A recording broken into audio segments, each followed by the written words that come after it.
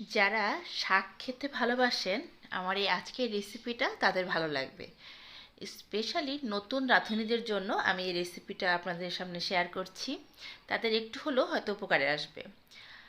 আজকে আমি আপনাদেরকে মটর শাক রান্না করে দেখাবো। এখানে আমি 2 আটি মটর শাক খুব ভালো করে পরিষ্কার করে তারপর আমি কেটে নিয়েছি। শাকগুলো কিন্তু আমি ঝুরি করে কাটিনি, এগুলোকে একটু বড় বড় করে কেটেছি। আপনারা আপনাদের পছন্দ অনুযায়ী শাকগুলো কেটে তারপর খুব ভালো করে ধুয়ে নেবেন। এবার একটি হাঁড়িতে আমি ধুয়ে রাখা শাকগুলো দিয়ে দিচ্ছি।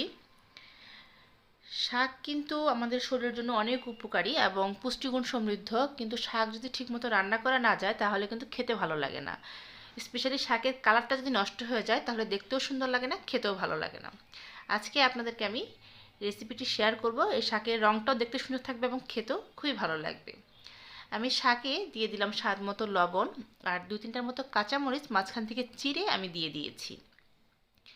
এবার লবণের সাথে আমি শাকটাকে খুব ভালো করে মিক্সড করে নিয়েছি। শাকটাকে আমি ঢেকে রান্না করেছি, 10 মিনিটের মতো শাকটা রান্না করেছি। দেখুন শাকটা কিন্তু সিদ্ধ হয়ে গেছে, কালারটা কিন্তু সুন্দর আছে।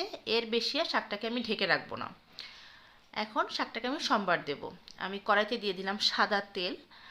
শাকে তেল বেশি হলে ভালো লাগে না, এই জন্য আমি 3 টেবিল চামচ মতো তেল দিয়ে এখানে 2-3টা শুকনো মরিচ ফোড়ন দিয়ে দিয়েছি। শুকনো মরিচটাকে একটু হালকা ভেজে নিতে হবে। শাকে কিন্তু কাঁচামরিচ দিয়েছি, সেই বুঝে আপনারা শুকনো মরিচটা দেবেন। আর আমি দিয়ে দিলাম 1 চা চামচ আস্ত কালো জিরা। কালো জিরার সাথে আমি দিয়ে দেব 5-6টার মতো রসুন এখানে ছেঁচে তারপর আমি দিয়ে দিয়েছি।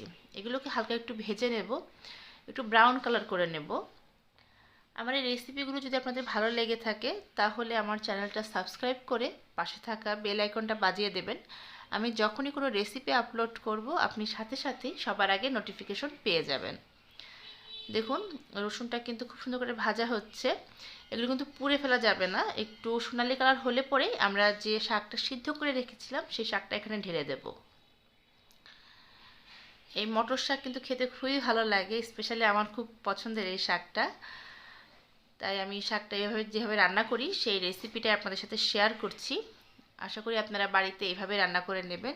চেষ্টা করবেন শাকের কালারটা যেন সবুজ থাকে। কালারটা নষ্ট হয়ে গেলে কিন্তু শাকের একটু টেস্ট লাগবে না। তাই আপনারা খুব বেশি ঢেকে এটাকে রান্না করবেন না, একটু সিদ্ধ হয়ে গেলেই ঢাকনাটা তুলে ফেলবেন। আর তেলটা একটু অল্প করে দেবেন, শাকে খুব বেশি তেল হলেও ভালো লাগে না। এবার রসুনের সাথে শাকটাকে আমি খুব ভালো করে ভেজে নিচ্ছি।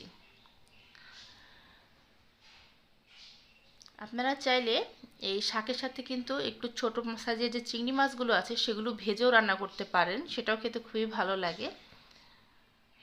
আবার আমি রসুন সম্বার দিয়ে রান্না করেছি, আপনারা চাইলে রসুনের সাথে 2-3টার মতো পেঁয়াজ কুচি করেও এই শাকটা সম্বার দিতে পারেন, সেটাও খেতে ভালো লাগে।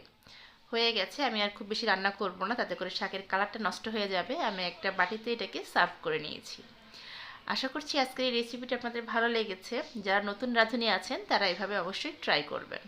ফিরবো আরেকটি নতুন রেসিপি নিয়ে, সে পর্যন্ত সবাই ভালো থাকবেন। ধন্যবাদ।